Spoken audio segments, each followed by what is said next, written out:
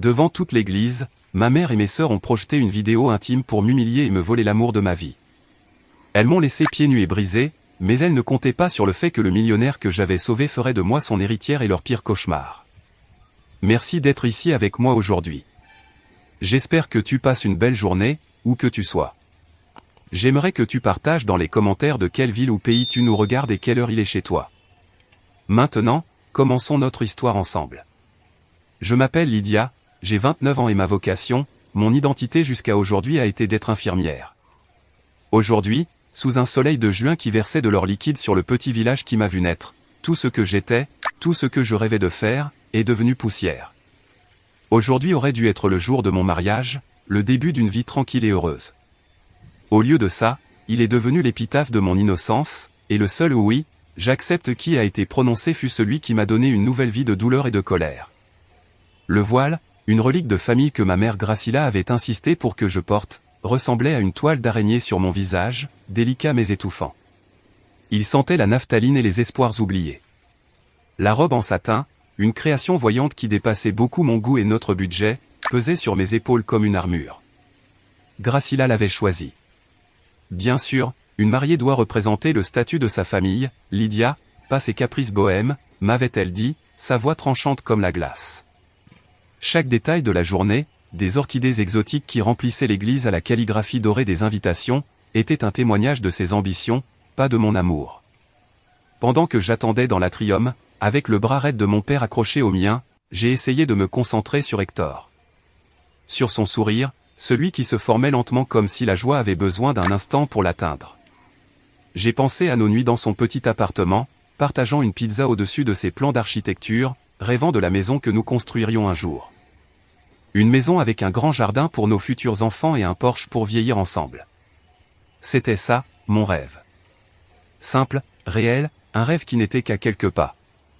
Je serrais le bouquet de roses si fort que je sentais les épines à travers la soie qui entourait les tiges, une petite douleur qui manquerait dans la réalité. Enfin, les portes monumentales en chêne de l'église se sont ouvertes avec un grincement qui a résonné comme un mauvais présage. La lumière du soleil m'a frappé et pendant un instant, le monde n'était qu'un éclat blanc. La marche nuptiale a commencé, mais la mélodie paraissait déformée comme si le vieil orgue peinait à respirer. Mon père m'a pressé d'avancer. J'ai fait le premier pas et l'univers s'est fracturé. Ce n'était pas un rayon de soleil passant par les vitraux. C'était une lumière artificielle, rectangulaire et clignotante, projetée sur le mur blanc immaculé au-dessus de l'autel. Au début, ce n'était que des formes floues. Puis l'image est devenue claire, d'une netteté écœurante. L'orgue s'est arrêté sur une note fausse, laissant un silence profond, presque sacré. Dans ce silence, mon humiliation s'est projetée pour que tous la voient. C'était moi, sans aucun doute. Mes cheveux, d'habitude attachés en un chignon pratique, étaient étalés sur un oreiller inconnu. Mes yeux à moitié fermés, vitreux, avec une expression de stupeur. Mes vêtements de la veille froissés. Et à côté de moi, avec un bras posé de façon possessive sur mon épaule, souriant à la caméra avec une arrogance de prédateur, il y avait Démétrio, le beau-frère de ma sœur, un homme dont la simple présence m'avait toujours fait sentir sale. Un souffle collectif, un son horrible et guttural, parcourut l'église. C'était comme si 200 personnes avaient perdu l'air en même temps. J'ai senti que le bras de mon père se retirait du mien, non pas doucement, mais avec un geste de répulsion. Mes genoux menaçaient de céder. Désespéré, j'ai cherché le regard de ma famille au premier rang, priant en silence pour un signe, une négation, une défense. J'ai croisé le regard de ma mère, Gracila. Il n'y avait pas de surprise dans ses yeux, pas de douleur, seulement un froid triomphe, une satisfaction métallique qui m'a glacé jusqu'aux os. À côté d'elle, ma sœur aînée, Monica, porta une main gantée à sa bouche, ses yeux grands ouverts dans une performance d'horreur si parfaite qu'elle aurait mérité un prix. Et Gala, la plus jeune, ma petite sœur chérie, sortit un miroir de son sac et retoucha son maquillage, totalement indifférent ou, pire, totalement insensible au cataclysme en cours. Ce fut la voix de Gracila qui scella mon destin. « Non » cria-t-elle. Son murmure empoisonné parcourut le silence de l'église comme le sifflement d'un serpent. « Je t'avais prévenu, Hector » dit-elle en tournant légèrement la tête vers l'autel. « La mauvaise herbe ne meurt jamais. Je t'ai sauvé d'une vie de honte. » Tous les regards se sont tournés vers Hector. Moi aussi, je l'ai regardé, ma dernière et fragile espérance. Son visage était une sculpture d'agonie. La couleur avait disparu de sa peau, le laissant pâle et cireux. Ses lèvres entr'ouvertes semblaient vouloir dire quelque chose, mais les mots s'étaient changés en cendres dans sa bouche. Nos yeux se sont croisés à travers la longue nef de l'église. Dans les siens, je n'ai pas vu de question, pas l'ombre d'un doute, mais une confirmation. J'ai vu l'acceptation du mensonge le plus vil. D'un geste à la fois violent et désespéré, il a arraché la fleur blanche de sa boutonnière, l'a jetée au sol avec mépris et, me tournant le dos, il a marché d'un pas rapide et décidé vers une porte latérale et a disparu. La vidéo continuait à se répéter. Encore et encore, une boucle silencieuse de ma supposée trahison. Le murmure de la foule a commencé à gonfler, devenant un bourdonnement de jugement. Je me suis senti nu, écorché vif sous leur regard. Et alors l'instinct le plus primaire m'a envahi, l'instinct de fuir. Je me suis retourné, j'ai relevé les pans lourds de ma robe et j'ai couru. J'ai couru par l'allée qui devait me mener à mon futur, mais qui était désormais mon allée de la honte. J'ai couru vers la lumière aveuglante de l'entrée, vers la liberté de l'inconnu, laissant derrière moi le bruit de mon monde qui s'effondrait. Ma course était un brouillard de panique et de douleur. L'air frais de l'extérieur ne fut pas un soulagement, mais un coup violent. Le monde continuait à tourner. Les gens continuaient leur vie, ignorant que la mienne venait d'exploser.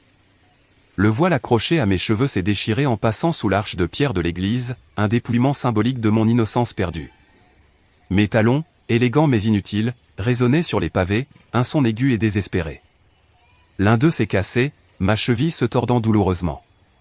Sans réfléchir, je me suis baissé et je les ai arrachés, les jetant sur le côté avec une rage impuissante. Le contact de mes pieds nus avec les pieds, certains me regardaient avec pitié, d'autres avec une curiosité morbide qui faisait encore plus mal que la haine. J'ai vu Madame Martinez, une amie de ma mère, qui détourna les yeux et traversa la rue pour ne pas avoir à me saluer. À cet instant, j'ai compris l'ampleur de mon exil. Je n'avais pas seulement été chassé de mon mariage, j'avais été rejeté de ma communauté, de ma vie. Ma robe de mariée était devenue mon ennemi. L'ourlet, autrefois immaculé, était maintenant noir de saleté, déchiré par les pierres et les trottoirs. Il s'emmêlait dans mes jambes, me faisant trébucher, un rappel lourd et étouffant de la farce que j'avais vécue. À chaque souffle haletant, le corset me serrait la poitrine, rendant ma respiration difficile, comme si le mensonge lui-même m'étouffait. Enfin, mes jambes ont cédé. Je me suis retrouvé presque par instinct dans le parc central, un lieu qui avait été le décor de tant de souvenirs heureux de mon enfance. Maintenant, il paraissait comme un paysage désert. Je me suis effondré sur un banc en fer forgé, caché sous l'ombre d'un frêne centenaire. Alors a commencé le tremblement, un tremblement violent et incontrôlable qui venait du plus profond de mon être et secouait chaque fibre de mon corps. Je me suis serré dans mes bras, mais il n'y avait pas de chaleur, seulement un froid glacial, le froid de la trahison. Les sanglots arrivèrent sans prévenir, des spasmes gutturaux qui m'arrachaient l'air des poumons. Je pleurais pour l'amour perdu, pour la confiance brisée, pour l'image d'Hector me tournant le dos. Mais le pleur le plus amer fut pour ma famille. L'image du sourire triomphant de ma mère se grava dans ma rétine. Comment une mère peut-elle se réjouir de la destruction de sa propre fille? La réponse était aussi simple que monstrueuse. Je n'avais jamais été sa fille. J'avais été une pièce sur son échiquier et elle venait de me sacrifier pour gagner une partie que je ne savais même pas être en cours. Dans ce puits de désespoir, une idée a fleuri comme une fleur empoisonnée. Le vieux pont de pierre qui traversait la rivière au bout du parc. L'eau, même si elle n'était pas profonde, coulait vite et froide. Ce serait si facile d'y marcher, de monter sur le bord et de me laisser tomber. Un moment de froid, un instant de lutte et puis plus rien. Le silence, la fin de la douleur, la honte effacée. Cette idée ne m'effrayait pas, elle me séduisait. Elle m'offrait la seule paix qui semblait possible. Je fermais les yeux, rassemblant les dernières forces qui me restaient pour me lever et marcher vers ma fin. Le monde disparut, il ne restait que le murmure de la rivière qui m'appelait. Et soudain un son étranger à ma misère coupa l'air. Un gémissement, un son rauque, une tentative étouffée d'appeler à l'aide. J'ouvris brusquement les yeux. À une dizaine de mètres, sur un autre banc, un homme âgé se convulsait. Il s'était affaissé sur le côté, son élégant costume de lin froissé, une de ses mains serrant fortement sa poitrine. Son visage, à l'ombre de l'arbre, avait une teinte pâle et grisâtre. Mon esprit se coupa en deux. Une partie de moi, la partie brisée et suicidaire, me criait de l'ignorer, que plus rien ne comptait. Mais l'autre partie, l'infirmière, la soignante, la femme qui avait consacré sa vie à soulager la douleur des autres, réagit sans que je le commande. C'était un réflexe, un instinct plus fort que mon propre désespoir. Je me levai d'un bond, trébuchant avec ma robe en lambeaux. Je courus vers lui. « Monsieur, ça va? Vous m'entendez ?» Ma voix sonnait étrangement professionnelle au milieu du chaos de mon apparence. Ses yeux, d'un bleu pâle, s'ouvrirent et se fixèrent sur moi, mais ils étaient embués par la douleur. Ses lèvres bougèrent, mais aucun son cohérent n'en sortit. Je lui pris le pouls au poignet. Il était rapide, faible et terriblement irrégulier. Je sortis mon téléphone de la petite pochette en satin que, miraculeusement, je portais encore, et j'appelai les urgences. J'ai besoin d'une ambulance au parc central. Homme d'environ 75 ans avec possible crise cardiaque. Il perd connaissance.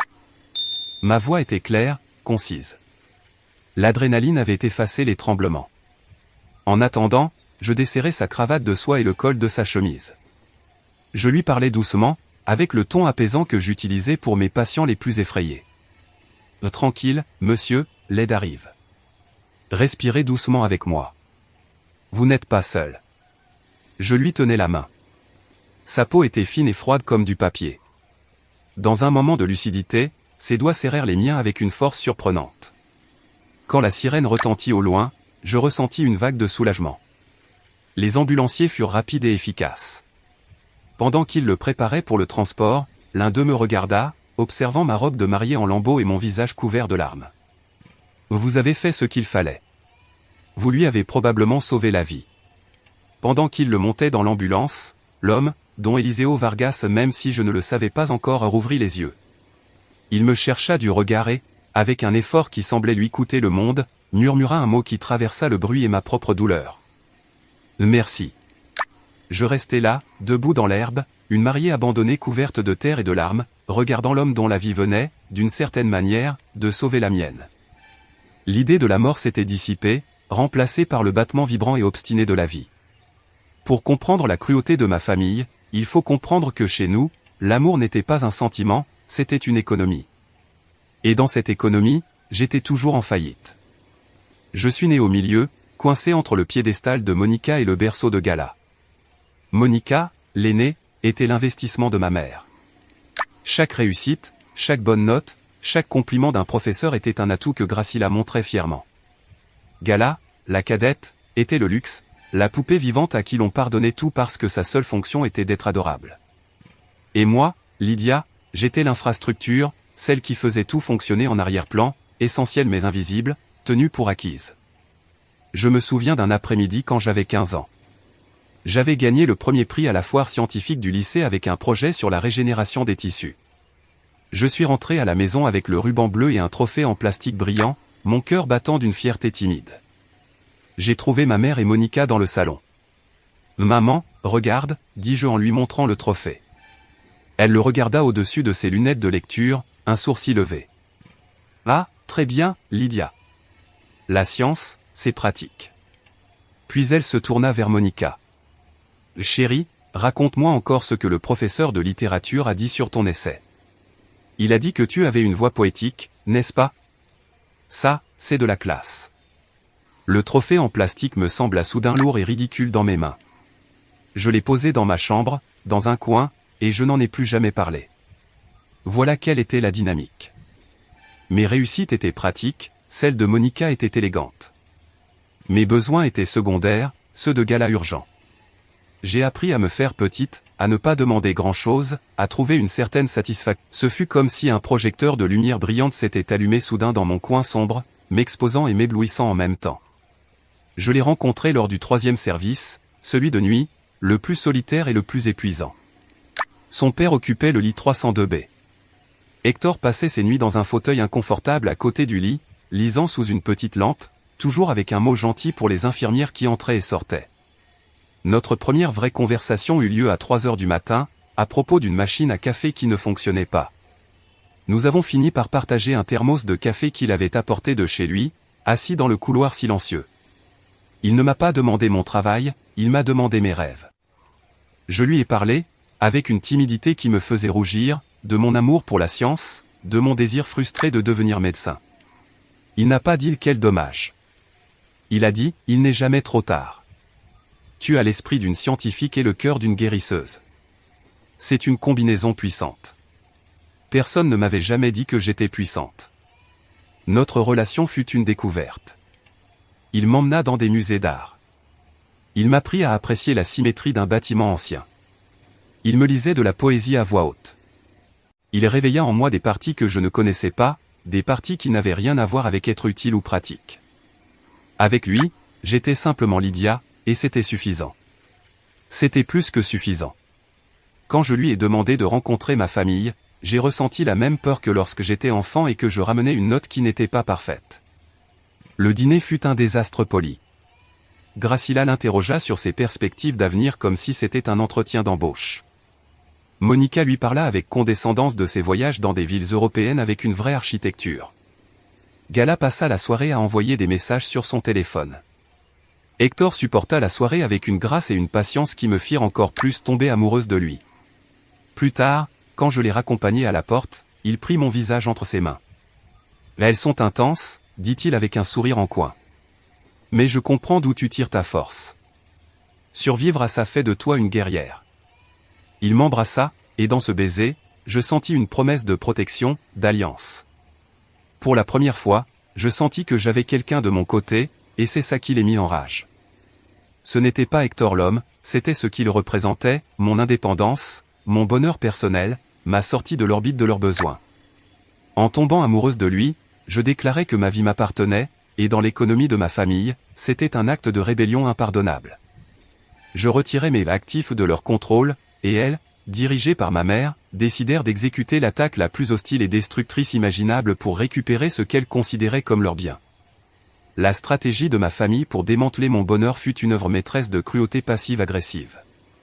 Les mois avant le mariage devinrent un champ de mine émotionnel, où chaque conversation pouvait être un piège.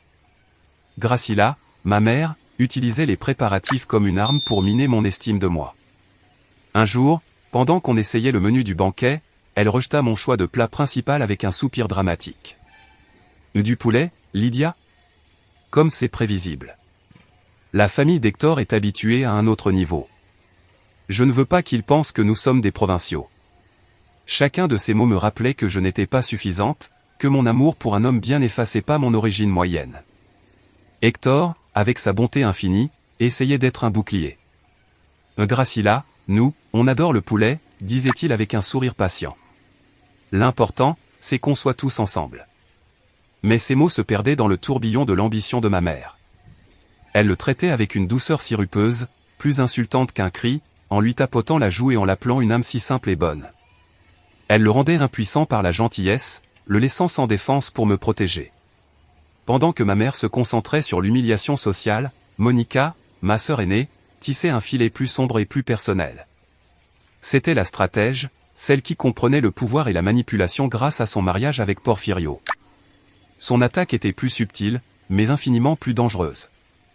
Un après-midi, pendant qu'on prenait un café qu'elle avait insisté pour payer, elle lança le sujet de nulle part. « J'y ai pensé, petite sœur, dit-elle en remuant son cappuccino avec un ongle parfaitement verni. Ce mariage à toi est un peu risqué, tu ne crois pas? Hector est un homme bien. Oui, mais l'amour ne paie pas les factures. La vie est fragile. Je la regardais, confuse. Qu'est-ce que tu veux dire? Elle se pencha, sa voix baissant en un chuchotement de confidence. Je veux dire que tu as besoin d'un plan B, d'un filet de sécurité. Porfirio adore son frère Demetrio. Et Demetrio, eh bien, Demetrio a toujours eu un intérêt spécial pour toi. Un mariage avec lui ne serait pas une question d'amour, mais un contrat, une alliance de pouvoir. Ça te donnerait la sécurité pour toujours. Pense à ça comme à une police d'assurance. La suggestion était si vile, si grotesque, que je restais sans voix. Elle me proposait de voir mon futur mariage comme quelque chose de temporaire et de me préparer à me vendre au plus offrant, à un homme qui me dégoûtait. Je suis amoureuse d'Hector, Monica.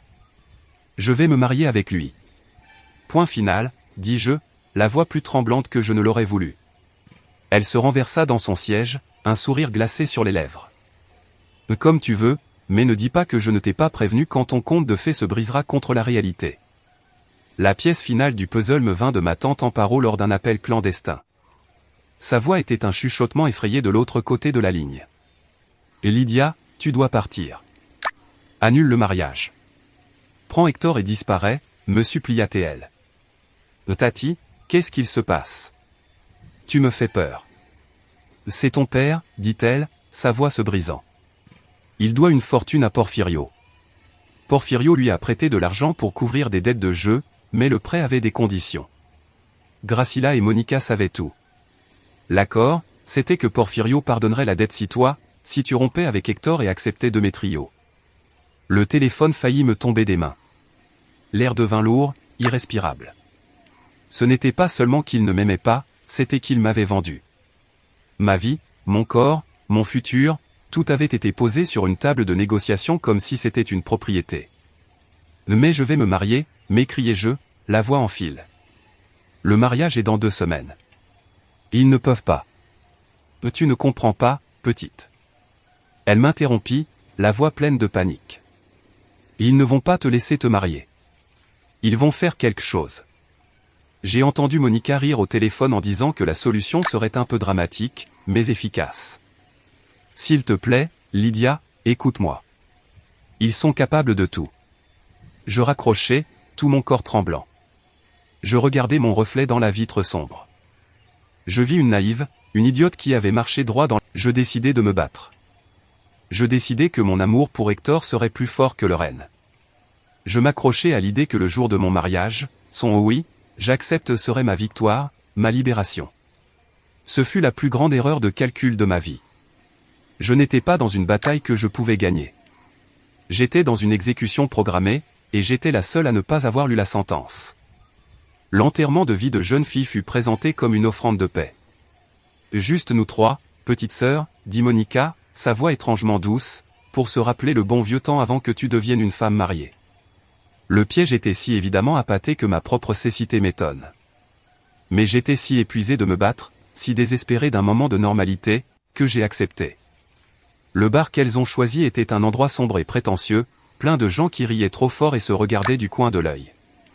C'était le territoire de Monica et Gala, un écosystème d'apparence où moi, j'étais une espèce étrangère. Nous nous sommes assises dans un box en cuir rouge craquelé qui sentait l'alcool renversé et le parfum bon marché. Je commande, annonça Monica avec un sourire éclatant, en faisant signe au serveur. Pour ma petite sœur qui se marie, quelque chose de spécial, un baiser d'ange. Mais sans alcool, hein, elle doit être fraîche pour le grand jour. Elle se tourna vers moi. C'est à base de jus de fruits exotiques. Tu vas adorer. Sa demande était si spécifique, si publique, que je me sentis stupide d'avoir des soupçons. C'était une preuve de ma paranoïa. La boisson arriva dans un grand verre rose pâle, décoré d'une tranche de carambole. Elle était magnifique. Je pris une gorgée. C'était incroyablement sucré, avec un arrière-goût légèrement amer que j'attribuais à un pamplemousse exotique. C'est très bon, dis-je en forçant un sourire. À ta santé, petite sœur, dit Gala en cognant son verre contre le mien trop fort. À ton futur. La conversation coula d'une façon étrange. Elle parlait, j'écoutais. Elle parlait de shopping, de fêtes, de gens que je ne connaissais pas. J'opinais et je souris, mais un étrange brouillard commençait à s'installer dans mon cerveau. Après quelques gorgées de plus, les bruits du bar commencèrent à s'étouffer, comme si j'entendais tout sous l'eau. Les néons s'étiraient et se rétractaient. Je sentis une profonde vague de fatigue, un besoin écrasant de fermer les yeux. Je suis un peu étourdi, murmurai-je en posant le verre à moitié plein sur la table. Je crois que le trajet m'a fatigué. On devrait peut-être y aller. Oh non, déjà, s'exclama Gala. La nuit est jeune, mais Monica posa une main sur mon bras, son visage masque d'inquiétude. Bien sûr, Lydia. Tu parais pâle. On te ramène tout de suite à la maison. Sa sollicitude me désarma encore. Elles étaient attentionnées. Tout était dans ma tête. Quand j'essayais de me lever, mes jambes ne répondirent pas. Elles semblaient 2 colonnes de gelée. Le monde pencha dangereusement. Ouh, je suis plus mal que je ne pensais, balbutiai-je, gêné. Ne t'inquiète pas, on s'occupe de toi, dit Monica en passant mon bras sur ses épaules. Gala fit la même chose de l'autre côté. Elle me portait presque hors du bar. Ma tête pendait, et je vis nos pieds avancer sur le trottoir sale dans une danse désaccordée. Le reste de la nuit est une série de diapositives brisées dans ma mémoire. Un couloir sombre. L'odeur de désinfectant bon marché d'un hôtel de route. Le rire de Gala, qui sonnait cruel et lointain. La voix de Monica, un sifflement. Tiens un peu encore, on y est presque. Je me souviens vaguement qu'elle m'ont assise sur un lit qui s'enfonçait, la couette d'une horrible couleur avec un motif de fleurs brûlées. Et puis la porte s'est ouverte.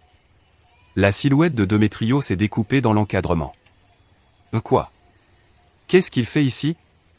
Réussis-je à articuler avec ma langue pâteuse. Il est venu te féliciter. Félicitations, dit Monica de quelque part derrière moi. Je me souviens du sourire de Demetrio, ses dents trop blanches dans la pénombre. Il s'approcha. Il sentait l'eau de Cologne chère et quelque chose de rance. Il écarta mes cheveux de mon visage, ses doigts froids sur ma peau. J'essayais de tourner la tête, d'écrier, mais mon corps était une prison. J'étais consciente, coincée dans un brouillard chimique, incapable de bouger un seul muscle. Mon esprit criait, mais ma bouche ne s'ouvrait pas. La dernière chose que je vis fut la lumière rouge d'un téléphone en train d'enregistrer, un œil impassible capturant mon impuissance. Puis, plus rien. Je me suis réveillé le lendemain matin dans mon propre lit. Le soleil passait à travers le store. J'avais un mal de tête atroce et la bouche sèche comme le désert. Gala était dans ma cuisine. En fredonnant pendant qu'elle préparait le café. « Bonjour, belle au bois dormant, dit-elle gaiement. Dis donc, tu as bien fêté hier soir. Je ne savais pas que tu avais ce côté fêtarde. Tu t'es endormi dans la voiture et on a dû te mettre au lit entre Monica et moi. » L'histoire était cohérente.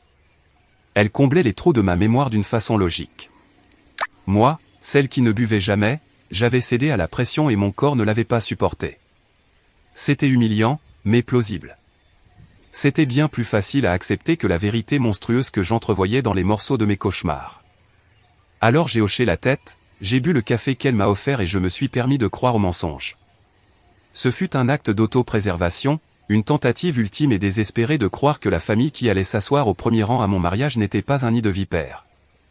J'ai choisi le déni sans savoir que je marchais docilement vers ma propre lapidation publique.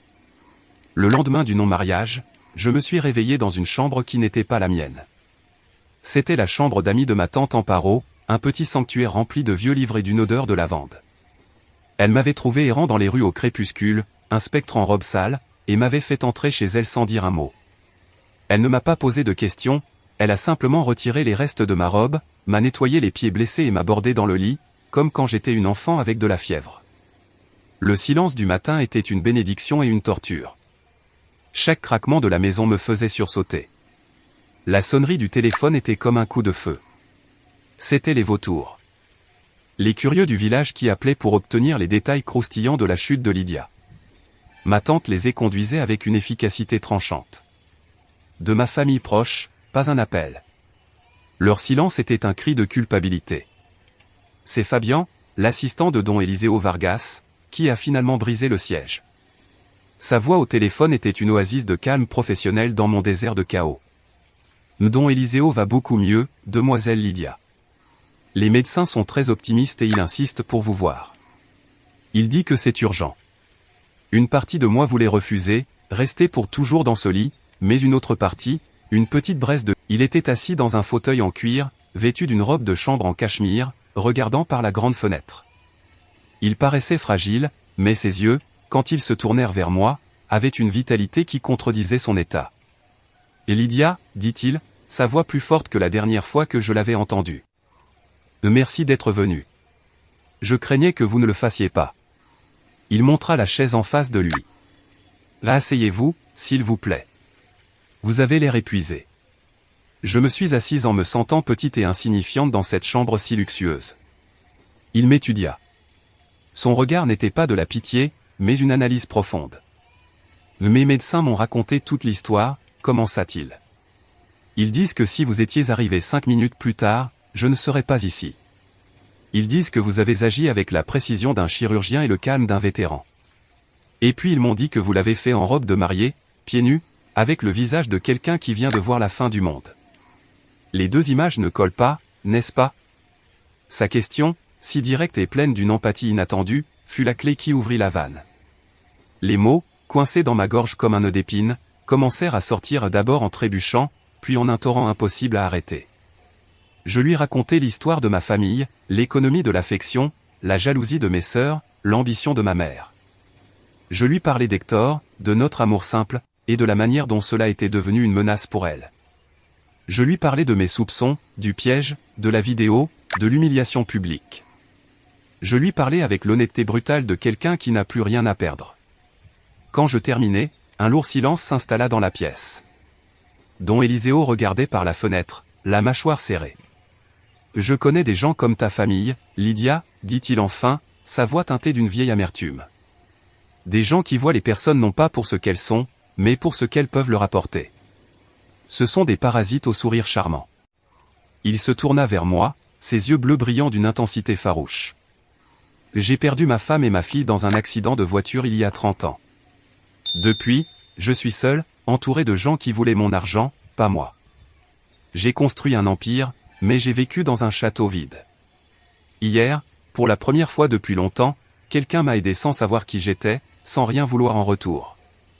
Tu m'as rappelé que la bonté existe encore dans ce monde cynique. » Il se pencha en avant, ses mains ridées serrant les accoudoirs du fauteuil.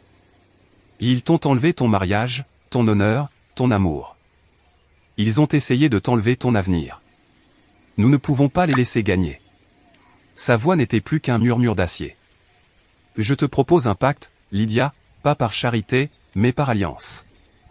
J'ai les ressources, l'expérience, les armes pour mener la guerre qu'ils ont commencée. Toi, tu as la motivation, l'intelligence, et même si tu ne le crois pas maintenant, la force pour mener la charge. Ensemble, nous n'allons pas seulement reconstruire ta vie, nous allons te bâtir un empire depuis lequel tu les regarderas d'en haut et ils te sembleront les fourmis qu'ils sont. » Je le fixai, stupéfaite. C'était une proposition d'une ampleur que mon cerveau avait du mal à traiter. C'était fou. C'était impossible, mais c'était aussi la seule main tendue dans l'obscurité. Pourquoi? Chuchotai-je. Pourquoi faire tout ça pour une inconnue? Il sourit, un sourire triste et sage. Parce que tu n'es plus une inconnue, Lydia. Tu es la femme qui m'a sauvé la vie. Et à ce stade de mon existence, il n'y a rien qui me fasse plus envie que d'investir dans une bonne cause. Et crois-moi, la tienne est la meilleure cause que j'ai trouvée en 30 ans. À cet instant, dans cette chambre d'hôpital, deux âmes solitaires forgèrent une alliance non pas fondée sur le sang, mais sur le respect mutuel et un désir partagé de justice. J'ai acquiescé, par ce simple geste, mon ancienne vie prit fin et une nouvelle, imprévisible et dangereuse, commença. Marché conclu, Don Eliseo. La transition fut rapide et chirurgicale. Fabian, l'assistant de Don Eliseo, orchestra ma disparition avec la précision d'un agent secret.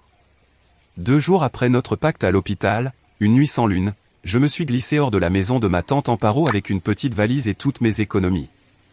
Une voiture sombre et sans signe distinctif m'attendait au bout de la rue. À l'intérieur, Fabian me tendit une enveloppe. Elle contenait un passeport avec un nouveau nom, Alejandro, une carte de crédit et les clés d'un appartement à Mexico. « Bienvenue dans votre nouvelle vie, madame, dit-il. » Et ce furent presque les seuls mots que nous avons échangés pendant le long trajet vers la capitale. L'appartement était un espace impersonnel et élégant aux 25 étages, avec une vue sur la ville qui me faisait me sentir comme une poussière dans l'univers. Les premières semaines furent un purgatoire de solitude.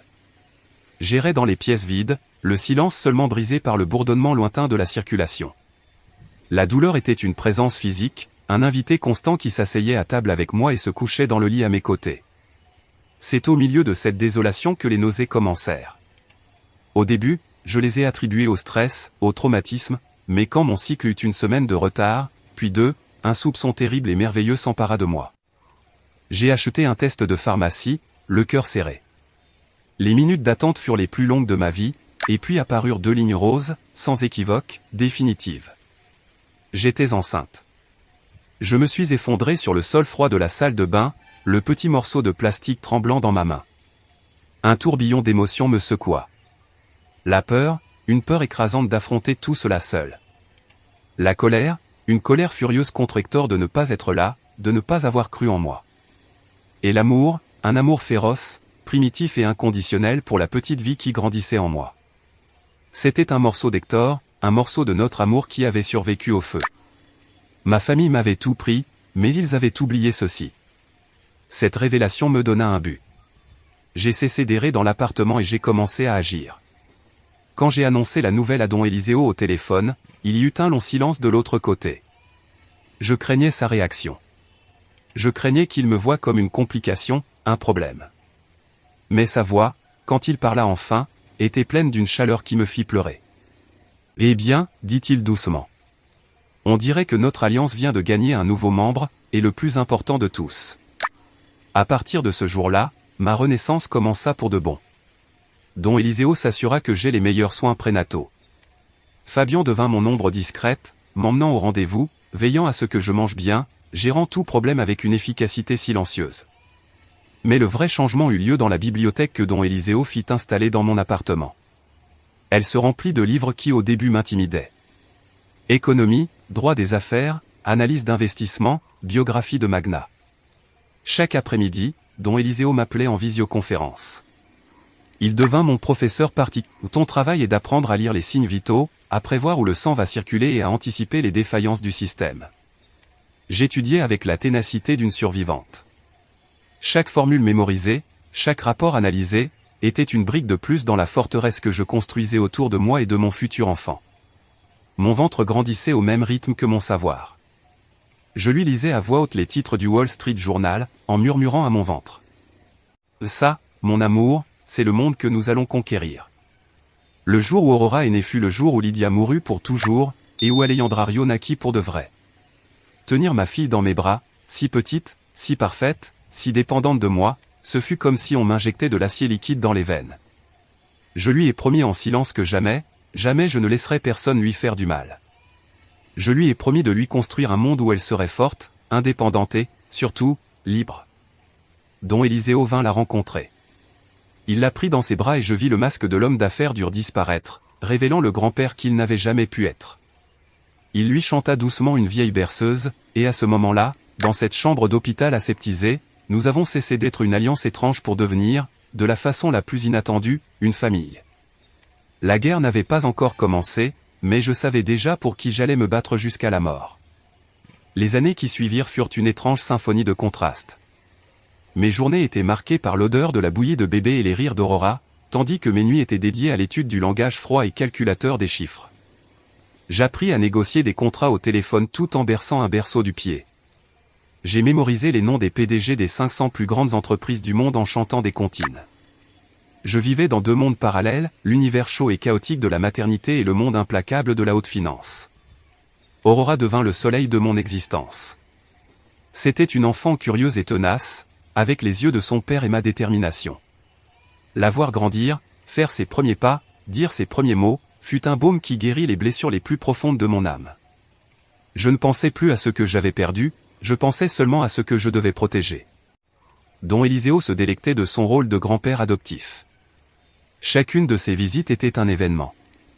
Il apportait à Aurora des blocs de construction et passait ensuite des heures par terre avec elle, lui apprenant à construire des tours défiant la gravité. La base est le plus important, petite guerrière, disait-il avec sérieux, autant dans les bâtiments que dans la vie. Je savais que ces leçons m'étaient aussi destinées.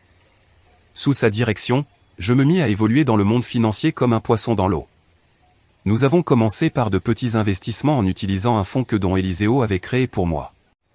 Mon premier grand coup fut de prévoir la chute d'une entreprise technologique qui paraissait invincible. Tous les analystes l'adoraient, mais moi, en appliquant la méthode de diagnostic que don Éliseo m'avait apprise, j'ai vu une maladie dans ses comptes, une dépendance excessive à un seul produit et une dette cachée. J'ai conseillé à don Éliseo de vendre à découvert. Il m'a fait confiance. 6 mois plus tard, l'entreprise s'est effondrée et nos gains furent astronomiques. Ce jour-là, don Éliseo me regarda autrement. « Tu n'es plus mon étudiante, Alejandra, me dit-il. Tu es maintenant ma partenaire. » Ma réputation commença à grandir dans les cercles les plus exclusifs. Personne ne connaissait mon vrai nom ni mon visage. J'étais une énigme. A.R. La mystérieuse conseillère de Vargas, un esprit brillant avec un instinct infaillible pour détecter la faiblesse. L'anonymat était ma meilleure arme, mon bouclier. Tandis que je construisais ma nouvelle identité, je gardais un œil sur les ruines de mon passé, grâce aux appels sporadiques et secrets avec ma tante Amparo. Ces nouvelles dressaient un tableau de lente et pathétique décadence. Après l'humiliation publique, ma famille avait profité d'une brève période de prospérité grâce à la générosité de Porfirio. Ils avaient déménagé dans une maison plus grande, acheté des voitures neuves. Gracila se pavanait au village comme la matriarche d'une dynastie, mais l'or de Porfirio était toxique. Tante Amparo me raconta que Monica était devenue l'ombre d'elle-même. Elle vivait isolée, sortait rarement de chez elle. Une fois, ma tante l'a vue au supermarché et en essayant de l'embrasser, Monica s'est recroquevillée de douleur. Porfirio, m'expliqua ma tante d'une voix brisée. C'était un monstre en privé, un tyran qui la contrôlait et la punissait pour la moindre broutille. Monica avait vendu son âme pour une cage dorée, et maintenant les barreaux se refermaient sur elle. Gala, de son côté, s'était plongé dans une spirale de fête et de gaspillage, essayant de remplir son vide intérieur avec des luxes et de l'attention superficielle. Mon père s'était ratatiné, un homme vaincu qui passait ses journées au bar du village. Et Hector ? Hector était un fantôme. Il avait vendu la maison de ses parents et avait déménagé dans une autre ville. Tante avait entendu dire qu'il travaillait sans relâche, qu'il avait gagné des prix pour ses designs, mais qu'il menait une vie solitaire. C'est comme s'il se punissait lui-même, Lydia, me dit-elle. Chaque nouvelle était comme ajouter du bois à un feu qui brûlait doucement en moi. Ce n'était pas un feu de haine aveugle, c'était quelque chose de plus froid, de plus patient. C'était le feu d'une stratège qui attend le moment parfait pour bouger ses pièces. J'observais leur décadence, leur faux bonheur, leur misère dorée, et j'attendais. Le silence de ces 6 années fut le temps dont j'avais besoin pour aiguiser mes armes et étudier le champ de bataille. La tempête ne faisait pas que s'approcher, j'étais la tempête. Le jour où Aurora a eu 7 ans, je sus que le temps de l'attente était terminé. Nous étions dans le jardin de l'immense maison de campagne de Don Eliseo, en train de fêter avec une petite réception. Aurora courait sur la pelouse, son rire se mêlant au bourdonnement des abeilles. Elle paraissait si heureuse, si en sécurité, si libre des ombres qui m'avaient poursuivi. À cet instant, j'ai pris la décision. Il ne s'agissait plus seulement de justice pour moi. Il s'agissait de m'assurer que ce monde toxique que j'avais laissé derrière moi ne puisse jamais, en aucune circonstance, toucher ma fille. Cette nuit-là, après qu'Aurora se fût endormie, je rencontrai Don Eliseo dans son bureau. La lumière de la lune entrait par la grande baille vitrée, illuminant l'échiquier en ivoire qui trônait toujours sur la table. « Il est temps, lui dis-je. Sans préambule. Il ne demanda pas de quoi je parlais. Il acquiesça simplement, un demi-sourire se formant sur ses lèvres. « J'attendais que tu le dises. »« Quel est l'objectif ?»« Le cœur du système, répondis-je. Porfirio. C'est lui la source de pouvoir qui les maintient tous. S'il tombe, tout le château de cartes s'écroule. » Don Eliseo se leva et marcha vers une grande carte du monde accrochée au mur, pleine de punaises et de lignes reliant des villes. Porfirio. Au cours des semaines suivantes, Fabian et moi nous sommes plongés dans une analyse médico-légale de chaque aspect d'Imperio Corp. C'était comme faire une autopsie sur un patient vivant. Nous avons découvert ce que Don Eliseo soupçonnait déjà. L'entreprise était un chaos d'inefficacité et de corruption, maintenu à flot uniquement par sa réputation et sa capacité à intimider la concurrence. Et puis nous avons trouvé la Carotide, une entreprise de logistique de taille moyenne appelée Logistica del Sur. Elle n'appartenait pas à Porfirio, mais avait un contrat d'exclusivité avec lui. Pratiquement toutes les marchandises d'Imperio Corp, des matières premières aux produits finis, passaient entre les mains de cette entreprise. Le propriétaire, un homme nommé Anselmo, était sur le point de prendre sa retraite et, selon nos informateurs, détestait Porfirio pour ses méthodes de brute et ses retards de paiement constants. « C'est là qu'on attaque », dis-je à Don Eliseo en montrant le rapport sur la table. On n'achète pas son entreprise, on achète sa chaîne d'approvisionnement. Le plan était d'une simplicité brutale. En utilisant l'un de nos fonds d'investissement les plus discrets, nous avons contacté Anselmo. Nous lui avons offert le double de la valeur de marché de son entreprise et la promesse de garder tous ses employés. La seule condition était une clause de confidentialité absolue. Anselmo, ravi de se débarrasser de Porfirio et d'assurer l'avenir de ses travailleurs, accepta sans hésiter. En moins d'1 mois, Logistica del Sur était à moi. Porfirio ne s'en rendit même pas compte.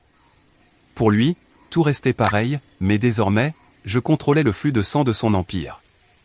Nous avons laissé passer 2 mois de normalité. Puis nous avons commencé à serrer très doucement. Au début, un envoi de composants électroniques cruciaux pour son usine fut retardé d'1 semaine au port pour un soi-disant problème de conteneur. Une flotte de camions qui devait livrer ses produits aux plus grands centres commerciaux du pays dut passer une inspection technique non programmée, les paralysant pendant 3 jours en pleine saison de Noël. C'était des accidents, de la malchance, des problèmes bureaucratiques. Chaque fois que ces cadres appelaient furieux mon directeur chez Logistica del Sur, il se heurtait à un mur d'excuses aimables et de promesses d'accélérer le processus. Porfirio commença à perdre de l'argent et, pire encore pour un homme comme lui, il commença à perdre du prestige. Ses clients se plaignaient. Ses concurrents profitaient de ses faiblesses.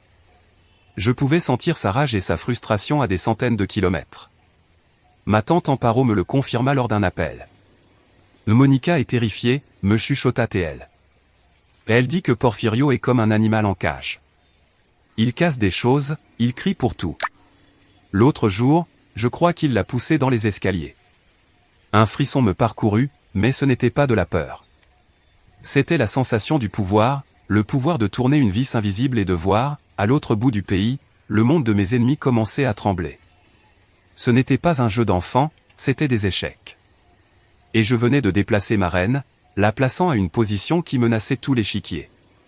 La phase d'asphyxie fut un exercice de patience et de précision. Chaque incident dans la chaîne d'approvisionnement de Porfirio était calculé au millimètre pour causer le maximum de dégâts avec le minimum de preuves de sabotage. Un conteneur mal aiguillé ici, un document égaré là. Pour le monde extérieur, Imperio Corp semblait subir une série de malchances sans précédent. Pour nous, c'était le démantèlement lent et méthodique d'une bête. Le stress financier commença à ronger Porfirio. Il devint erratique. Dans une tentative désespérée de prouver que tout était sous contrôle, il annonça une nouvelle ligne de produits de luxe, un investissement de millions qui dépendait d'une livraison ponctuelle de matériaux exotiques en provenance d'Asie. C'était l'erreur que nous attendions. Nous avons laissé l'envoi entrer dans le pays. Nous l'avons laissé passer la douane. Et lorsqu'il n'était plus qu'à 100 km de son usine, le convoi de camions qui le transportait fut arrêté à un contrôle de police routinier. L'un des camions, par hasard, avait une irrégularité dans son permis de transport de marchandises, une anomalie normalement réglée avec une petite amende. Mais mes gens s'assurèrent que l'agent de service soit un homme droit, incorruptible et très attaché à suivre le protocole à la lettre. Toute la flotte fut immobilisée pendant 2 semaines en attendant une enquête approfondie. Le lancement de la nouvelle ligne de produits fut un désastre catastrophique. Sans matériaux, la production s'arrêta. La campagne marketing, qui avait coûté des millions, devint une blague. Les investisseurs paniquèrent. La valeur des actions d'Imperio Corp s'effondra de 40% en une seule matinée. Le géant n'avait pas seulement des pieds d'argile, il était maintenant à genoux. Ce fut le moment où nous avons lancé l'OPA hostile. Ce fut comme un éclair dans un ciel déjà orageux. À travers Vargas Capital, le fonds principal de Don Eliseo, nous avons proposé d'acheter la participation majoritaire d'Imperio Corp à un prix qui, bien que bas, était supérieur à sa valeur actuelle sur le marché. C'était une offre de sauvetage et une sentence de mort, tout à la fois. Les actionnaires, terrifiés, vendirent leurs parts en masse. Le conseil d'administration, autrefois loyal à Porfirio, l'abandonna pour sauver sa propre peau. En moins d'1 mois, l'homme qui se croyait empereur devint un simple employé de l'entreprise qu'il avait lui-même fondée. Le contrôle était à nous, mais nous n'avions pas fini. L'humiliation publique faisait partie du paiement. Fabian, en utilisant des canaux anonymes, fit fuiter à un journaliste d'investigation bien connu le dossier que nous préparions depuis des années. Preuve de pots de vin, paradis fiscaux, fraude comptable. Le scandale explosa dans la presse nationale. Le gouvernement ouvrit une enquête officielle. Les comptes bancaires de Porfirio furent gelés. Acculé, désespéré et impuissant, il fit ce que font les lâches. Il tenta d'entraîner tout le monde dans sa chute. Dans une conférence de presse pathétique devant les grilles de son manoir, il accusa ses concurrents d'une conspiration. Et, pour se poser en victime, il mentionna comment il avait dû supporter des charges familiales, révélant au monde la dette de jeu de mon père. Ce même après-midi, il tint sa dernière promesse de cruauté. Il expulsa Monica de la maison. Ma tante Amparo m'appela en pleurant. Elle l'avait trouvée à sa porte avec une seule valise, tremblante et le regard perdu. Porfirio l'avait dépouillé de tout, carte de crédit, bijoux, voiture. Il l'avait laissé avec le même rien dont elle et ma mère avaient tenté de me sauver. La chute fut totale et spectaculaire. Ma famille, qui avait bâti toute son identité sur le reflet du pouvoir de Porfirio, resta dans l'obscurité. Ils passèrent du statut de parents du magnate à la risée du village, la famille du joueur compulsif, avec la fille abandonnée et la matriarche. Sa voix avait une hésitation inhabituelle. Madame Rio, il y a 3 femmes à l'accueil. Elles insistent pour vous voir. Elles disent être votre mère et vos sœurs. Un froid glacial se répandit dans ma poitrine, mais ma voix sortit calme et maîtrisée. Merci, Laura. Faites-les monter. Je raccrochai et je pris un moment, regardant la pluie frapper la vitre de ma fenêtre panoramique. J'attendais ce moment depuis 8 ans. J'avais répété ce dialogue dans ma tête des milliers de fois, et maintenant qu'il était là, je me sentais étrangement calme. C'était le calme du chirurgien avant l'incision finale. Quand elles entrèrent dans mon bureau, l'image était si pathétique qu'elle me provoqua presque de la pitié. Presque. Gracilla, ma mère, semblait avoir vieilli de 10 ans en quelques mois. Son orgueil avait fané, ne laissant derrière lui qu'une amertume sèche. Monica était un spectre. Elle portait une robe usée et ses cheveux, autrefois toujours parfaits, étaient ternes et sans vie. Gala, la plus jeune, celle qui avait toujours brillé, semblait une enfant effrayée, ses yeux courant nerveusement sur le bureau luxueux. Lydia, commença Gracilla, sa voix un croassement. Alejandra, la corrigeai-je froidement, sans me lever de ma chaise. Mon nom est Alejandra Rio. Elle s'arrêta, déstabilisée. Alejandra, répéta-t-elle en avalant sa salive. Ma fille, nous sommes venus parce que nous sommes désespérés. Nous n'avons rien. On nous a mises dehors. Ton père ne va pas bien. Et je suis censé m'en soucier? Demandai-je. Mon ton était de la pure soie empoisonnée. Monica éclata en sanglots. Bien sûr que tu devrais t'en soucier. Nous sommes ta famille. Malgré tout ce qui s'est passé, nous avons le même sang. Je me levai et marchai vers elle, mes talons faisant un bruit sec et autoritaire sur le sol en marbre. Parlons de tout ce qui s'est passé, Monica. Tu parles de la nuit où tu m'as drogué, ou du moment où tu m'as mise dans un lit avec un homme dégoûtant pour qu'il m'enregistre? Ou peut-être tu parles du moment où tu as projeté mon humiliation devant 200 personnes pendant que mon fiancé fuyait et que ma vie se brisait. S'il te plaît, sois précise, parce qu'il y a tellement de moments mémorables de votre amour familial que j'ai du mal à choisir mon préféré. Gala recula comme si je l'avais giflé. Ce n'était pas comme ça. Nous ne voulions pas vraiment te faire du mal. Ah non? Fis-je en riant sans joie. Alors, c'était quoi le plan, Gala? Me détruire juste un petit peu? Ruiner ma vie juste assez pour que je revienne en rampant, brisé et sans option, prête à être vendue à Demetrio pour payer les dettes de papa? Avouez-le, au moins une fois dans votre vie. Ce n'était pas une erreur, c'était un plan. Et vous avez pris du plaisir à le faire. Gracilla me regarda avec ses yeux de prédatrice blessée. Nous avons fait ce qu'il fallait pour survivre. Un concept que toi, dans ta tour d'ivoire, tu ne peux pas comprendre. Tu as toujours été égoïste, ne pensant qu'à ton petit bonheur ridicule. Mon bonheur, répétai-je, ma voix tombant en un murmure dangereux. Le peu de bonheur que j'ai eu, je l'ai gagné à la sueur de mon front, en travaillant des nuits pendant que vous dormiez dans des draps de soie. Le peu de bonheur que j'ai eu, vous l'avez vu comme une menace et vous avez décidé de l'anéantir. Ne parle pas d'égoïsme, mère. Pas toi, la femme qui a sacrifié sa propre fille sur l'autel de son statut social. Je m'approchai d'elle jusqu'à être face à face. Je pus voir la peur dans ses yeux pour la première fois de ma vie. La peur de quelqu'un qui a perdu tout pouvoir. Maintenant, écoutez-moi bien toutes les trois, dis-je. Ma voix résonnait dans le silence du bureau. Vous venez me demander de l'aide? Vous venez faire appel à un sang que vous avez vous-même empoisonné? La réponse est non. Vous n'aurez pas un centime de moi. Vous n'aurez pas ma compassion. Vous n'aurez rien d'autre que mon mépris. Nous mourrons de faim dans la rue. Cria Gracilla. Ça, chère mère, c'est un choix que vous avez fait il y a 8 ans. Chaque action a une conséquence. Vous m'avez enseigné cette leçon de la façon la plus brutale possible. Maintenant je ne fais que vous rendre l'appareil. J'appuyai sur l'interphone. Fabian, le service de nettoyage est terminé. Raccompagne-les dehors. Tu es un monstre, me cracha Monica, les yeux pleins de haine. Je haussai les épaules. C'est vous qui m'avez créé. Vous devriez être fier de votre œuvre. Pendant que Fabian les escortait vers la porte, Gracilla se retourna une dernière fois. Tu le regretteras, Lydia. Tu mourras seule. Je la regardai et, pour la première fois, je lui souris. Un vrai sourire, calme.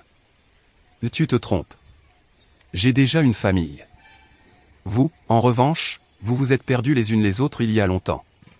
Quand la porte se ferma, je retournai à mon bureau et regardai la pluie. Le monstre qu'elle voyait se sentait, pour la première fois, complètement en paix. Le chapitre de ma famille d'origine était fermé, scellé avec le ciment de mon mépris. Je crus naïvement qu'avec cette porte fermée, le passé ne pourrait plus me retrouver. Mais le passé a beaucoup de clés, et la plus douloureuse portait le nom d'Hector. Je l'ai trouvé, ou plutôt, c'est lui qui m'a trouvé dans un lieu improbable, une exposition d'architecture dans un musée.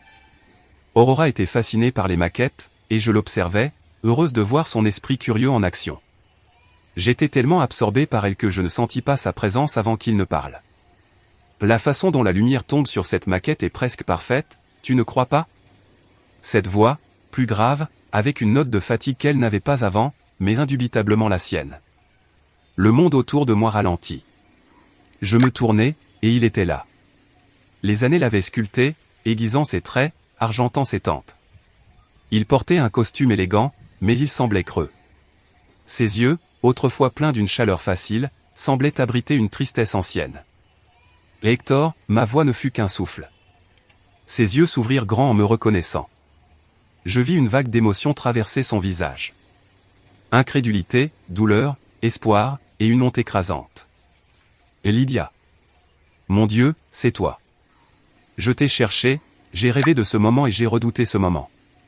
Aurora, sentant la tension, cessa de regarder la maquette et s'approcha de moi en me prenant la main. Hector baissa les yeux vers elle. Je vis sa respiration se bloquer, ses yeux parcourir son visage, ses cheveux, ses petits traits. Je vis le calcul, le déni, et finalement la certitude écrasante. Ta tante Amparo m'a cherché il y a 2 ans, dit-il à voix basse, sans quitter Aurora des yeux. Elle m'a assis dans la cuisine de sa maison et m'a raconté la vérité. Chaque détail était sordide. La dette, le plan de tes sœurs, la drogue dans ta boisson. Elle m'a apporté des preuves, des lettres, un vieux journal de ta tante. Elle m'a tout jeté à la figure, Lydia, et c'était comme si on m'avait réveillé d'un coma de 8 ans. Il leva les yeux vers moi, ses yeux suppliants. J'étais un lâche, un enfant apeuré dans un corps d'homme. L'humiliation publique, la pression de ma propre famille, la manipulation experte de... Je n'ai pas eu un seul jour de paix depuis, Lydia. Pas un seul. Sa confession était un torrent de douleur. Une partie de moi, celle qui se souvenait encore de la jeune femme qui avait aimé cet homme, ressentit une pointe au cœur. Mais alors je sentis la petite pression de la main d'Aurora dans la mienne, et cette pointe se dissout en une résolution d'acier. Je suis désolé que tu aies souffert, Hector, dis-je, et je le pensais. Mais ta souffrance n'efface pas la mienne. Je le sais, dit-il, les larmes brillant dans ses yeux. Je ne demande pas ton pardon, parce que je sais que je ne le mérite pas. Je ne demande pas une seconde chance, parce que je sais que je l'ai détruite. Je demande juste une chose. Son regard revint vers Aurora, qui se cachait timidement derrière ma jambe. Mais elle est si belle, Lydia, elle ressemble à ma mère. S'il te plaît, je t'en prie, ne me vole pas la chance de la connaître. Pas comme un père, si tu ne veux pas, mais comme un inconnu, comme un ami de la famille. Laisse-moi lui envoyer un cadeau pour son anniversaire. Laisse-moi la voir dans une pièce de l'école depuis le dernier rang, n'importe quoi, mais ne nie pas son existence. Tu m'as déjà puni. Ne la punis pas, elle. Sa supplique était celle d'un homme qui se noie, et moi j'avais la seule bouée. Pendant un terrible instant, j'ai hésité. J'avais le droit de refuser à ma fille de connaître son père biologique. Je n'étais pas aussi cruel que ma propre famille. Mais je me suis alors rappelé les nuits de fièvre où j'étais la seule à la bercer. Je me suis rappelé lui avoir appris à faire du vélo, mes mains la tenant quand les siennes lâchaient. Je me suis rappelé chaque cauchemar, chaque réussite, chaque moment de sa vie que nous avions construit toutes les deux avec Don Eliseo et Fabian. Nous étions sa famille, une famille forgée par la loyauté, pas par le sang ou l'abandon. Je m'agenouillai pour être à la hauteur d'Aurora. Chérie, tu veux aller voir la maquette du pont suspendu? Elle acquiesça, soulagée d'échapper à l'attention. Je lui fis un baiser sur le front. Va, je te rejoins tout de suite. Je me relevai et fis face à Hector. Elle n'est pas une punition, Hector. Elle est ma plus grande bénédiction. Et justement parce que je l'aime plus que ma propre vie, je ne peux pas faire ce que tu me demandes. Son monde est sûr. Son monde est stable. Son monde est rempli de personnes qui ne lui tourneront jamais le dos. Introduire avec toute ton histoire de douleur et de regret serait égoïste. Ce serait ouvrir une porte vers un passé que j'ai défendu bec et ongle pour le garder fermé. Je suis désolé, mais ma première et seule loyauté va vers elle. Je lui tournai le dos et marchai vers ma fille sans attendre sa réponse. Chaque pas me donnait l'impression de marcher sur du verre brisé, mais je savais, avec une certitude qui me faisait mal à l'âme, que je prenais la seule bonne décision. Je choisissais ma fille plutôt que le fantôme de l'homme que j'avais aimé et, dans ce choix, je me suis enfin libéré de lui pour toujours. 1 an après la rencontre au musée, Don Eliseo m'a quitté. Son départ fut comme sa vie, calme, digne et sans bruit. Il s'est endormi un après-midi dans son fauteuil préféré, à la bibliothèque, avec un livre de poésie de Neruda ouvert sur ses genoux et un léger sourire aux lèvres. Il n'y a pas eu de longue maladie, ni d'agonie. Simplement, son temps était fini. Sa mort a laissé un immense silence dans nos vies. Aurora l'a pleuré avec la tristesse pure et déchirante d'un enfant qui a perdu son grand-père. Moi, je l'ai pleuré comme on pleure un père, un mentor, un sauveur, l'architecte de ma seconde vie. Nous nous sommes soutenus mutuellement avec Fabian, dont la loyauté inébranlable est devenue le rocher auquel nous nous sommes accrochés au milieu de la tempête de douleur. Le testament fut une formalité. Comme il me l'avait promis, Don Eliseo m'avait nommé son unique héritière. Du jour au lendemain, je suis devenue la présidente de Vargas Capital et l'une des femmes les plus riches et puissantes du pays. Le poids de son héritage était écrasant. Avec les documents légaux, son avocat m'a remis une lettre personnelle, écrite avec sa belle et ferme écriture. Ma chère Lydia, ai-je lu dans la solitude de son bureau, l'air encore imprégné de son souvenir. Si tu lis ceci, c'est que je suis enfin parti rejoindre ma femme et ma fille. J'espère qu'on se souviendra de moi avec un sourire. Je veux que tu saches que les dernières années de ma vie, à vous voir toi et Aurora fleurir, ont effacé des décennies de solitude. Tu m'as rendu le cadeau d'avoir une famille. Maintenant c'est ton tour. Je te laisse mes biens, mes entreprises, mon argent, mais tout cela ne sont que des outils. Des briques. Ce que je te lègue vraiment, c'est l'opportunité de construire l'avenir que tu veux, sans peur et sans chaîne. Ne fais pas l'erreur que j'ai faite. Ne laisse pas l'empire te consumer. Vis, Lydia, ris. Aime. Apprends à Aurora que la vraie force ne réside pas dans le pouvoir qu'on a sur les autres, mais dans la paix qu'on trouve en soi-même. Tu as mené tes guerres, tu les as gagnées. Maintenant repose-toi et sois heureuse. Tu l'as mérité. Les larmes ont brouillé les mots. J'ai plié la lettre et je l'ai gardée près de mon cœur. Cette lettre est devenue ma boussole, ma constitution. Aujourd'hui, plusieurs années plus tard, je dirige l'empire que Don Eliseo m'a confié. Pas avec sa dureté, mais avec l'empathie que j'ai apprise dans mes années d'infirmière et avec la stratégie qu'il m'a enseignée. Nous avons transformé Vargas Capital. Nous avons créé des fondations pour soutenir les mères célibataires, des programmes de bourse pour les jeunes pauvres qui veulent étudier les sciences. Nous avons investi dans des entreprises durables. J'ai utilisé les outils qu'il m'a donnés non pour la guerre, mais pour la construction. Parfois, dans les longues nuits à mon bureau, je regarde l'horizon de lumière de la ville et je pense à tous. Je pense à ma mère et à mes sœurs, dont je n'ai plus jamais eu de nouvelles. Je me demande si elles ont trouvé une forme de paix dans les ruines de leur vie. Je pense à Hector et j'espère qu'il a pu se pardonner et trouver un nouveau but. Son souvenir ne fait plus mal. Ce n'est qu'une cicatrice pâle, le rappel d'une blessure qui a guéri. Mais la plupart du temps, je ne pense pas au passé, je pense à l'avenir. Je pense à Aurora, qui est maintenant une adolescente brillante et compatissante, avec une passion pour l'astronomie. Je pense à nos dîners ensemble, à nos conversations, je ne me demande plus si j'ai fait le bon choix. J'ai appris que la vie ne consiste pas à toujours prendre les bonnes décisions, mais à vivre avec celles qu'on prend. Et moi, je peux vivre avec les miennes. Ce soir, alors que je vois Aurora à travers son télescope chercher de nouvelles galaxies dans l'immensité du ciel, je comprends la dernière leçon de Don Eliseo. La vraie vengeance n'a pas été la chute de mes ennemis. La vraie vengeance est celle-ci, ma paix, le rire de ma fille, la capacité de regarder l'avenir non avec peur, mais